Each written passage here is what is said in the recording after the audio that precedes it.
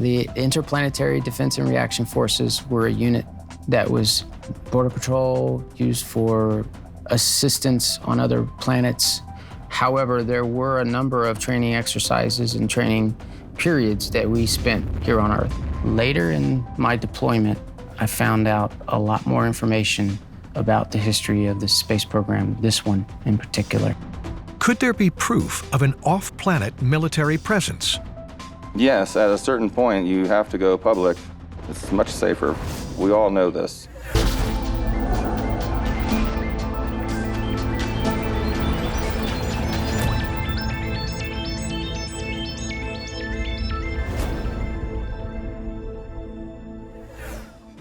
Since I came into office, the sole issue on which I have been required to make a decision is whether Mr. McKinnon's extradition to the United States would breach his human rights. Mr. McKinnon is accused of serious crimes. Between February 2001 and March 2002, a Scottish system administrator and computer hacker named Gary McKinnon perpetrated one of the biggest military computer hacks on the United States. McKinnon was accused of hacking into 97 United States military and NASA computers over a 13-month period. His goal? Evidence that the U.S. was hiding UFO activity and proof that indeed there was a secret program. Allegedly, he found flight records from traffic controllers off-planet, actual UFO technology, and he discovered lists of off-planet personnel. Could there really be an off-planet military presence? The late 40s were the same time period that the Mars Germans started planning for and building their bases on the Moon as well as Mars. The late 40s marked a very crucial moment in the development of the Antarctic German civilization. That was when they started building out their bases away from Earth. In 1945, Major Staver was in charge of tracking down top Nazi scientists in Operation Overcast. Most of the names on his list were engineers that worked at the German Army Research Center, Peenemünde, developing V-2 rockets. One of these famous scientists was Wernher von Braun, Germany's premier rocket scientist. If there's one thing we can say for sure about the Nazis during the Second World War, it's that their technology was highly advanced, in many respects far more advanced than the Allies, even though that ultimately, thank goodness, we won the war. Their scientists, for example, in the fields of rocketry, like biological warfare, chemical warfare, they were years ahead of everybody else. The issue regarding the Nazis and their flying saucer research is there is a basis in fact here. You know, we all know now that there were certain German scientists during World War II, I think most prominently Victor Schauberger, who were doing, let's say, even genius-level work on disc-shaped airframes. Schauberger was a self-taught genius who was then commandeered by the SS to work for them during the war. He did create disc-shaped craft. They were tested.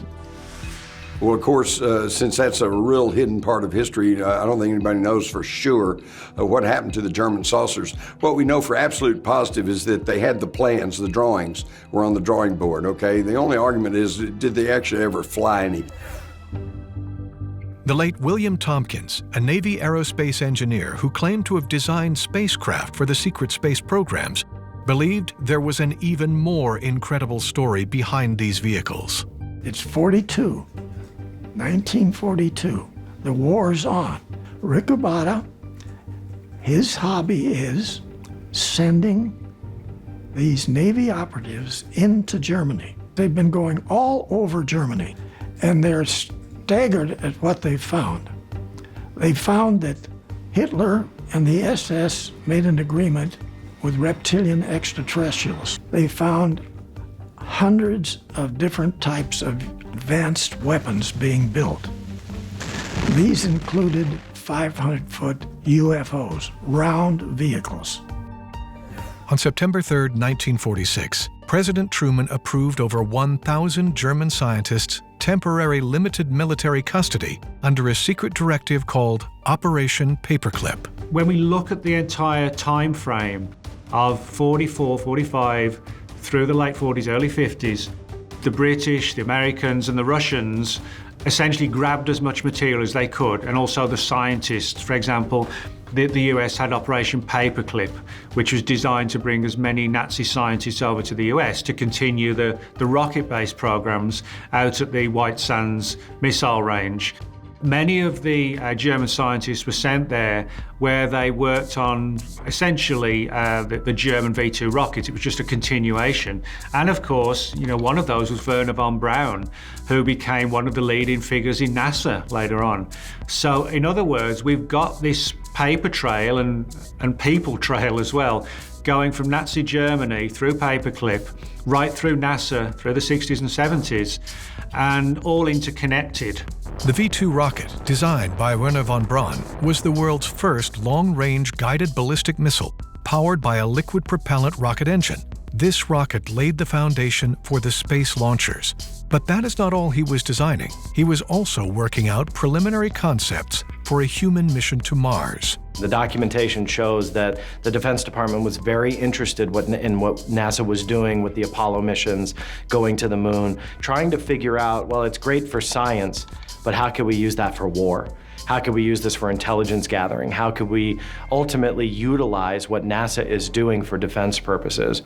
And this was decades ago in the 1960s when we were just trying to set foot on the moon. The Department of Defense were exploring plans of creating a moon base. And there are government documents declassified that show that they wanted to build a base on the moon. There absolutely could still be that connection between the space program and defense, because the defense really gets kind of into everything. They get their fingers on everything. And so it's pretty safe to say that they're still doing things that we don't know about. Could the defense agency have had a secret agenda? And if so, could there have been two programs, one for the public and one classified? In fact, after '59, the whole field went dark. The aircraft industry was not allowed to speak to the media any longer about the research they were doing. And none of us knew about this. I mean, it was known back in the 50s, early 50s, that there was electrodynamics research going on. And it wasn't secret. It was in magazines like Product Engineering, Popular Mechanics, things like stuff this. like that. And then people forgot about it because it wasn't discussed anymore. Right. There were 6 crewed U.S. moon landings from 1969 to 1972, and then things went dark. Why? Some people suggest there might be a trail to follow. If you look at the percentage of both the GNP and the federal budget that was going into space at the end of the Kennedy administration and the end of the Johnson administration, it's gone down, and I think it's because it's secret. The secret went up, right. Absolutely. So I think the trajectory continued, but the gap between what's public and that trajectory has been part of this. Numerous people have come forward claiming that they were part of these secret space programs beginning in 1954 and taking place as we speak. Could these be some of the people that Gary McKinnon came across? Well, I'm a captain, United States Marine Corps Special Section, which is the covert military space program arm of the Marine Corps, which was formed in about the 1954 timeframe by President Dwight D. Eisenhower as response to his lack of cooperation that he was getting from the MJ-12 committee. In the late 1960s, they were developing a augmented soldier program to build soldiers genetically from the ground up, which I was in a program in the late 1960s called Project Moonshadows. He said, we're going to borrow your consciousness and you're going to be gone for 20 years. And I said, no, I can't do that. I have my mom and dad and my family. I have a family. I can't be gone. And he explained, he said, no, you're going to go right back the next day. It'll be like you never left, but you get to live this extra time. It's going to be a huge blessing to you. But if this is true, why keep this program with its personnel and technological advances a secret? I believe that the energy aspect of it is probably the single most important core of the UFO cover-up. I think a 10-year-old child looking at a flying saucer that can instantly accelerate is going to understand somehow that they're not using gasoline to go around. So they're using something better than that, whatever that is, whether it's 0 point or some kind of safe nuclear fusion or whatever it is. It's not petroleum, and therein lies, that's the revolution. because implicit in the solution of UFO technology is a post-petroleum civilization, and that is the most radical thing that I can imagine right now for our global power structure. Is it possible we have advanced technology that is not available to our current society? Evidence seems to point to a private and a public program focused on exploring space that could have happened sometime in our history. One thing is for sure, a trail of technology, money, and personal stories never seemed to stay secret with regards to the secret space program.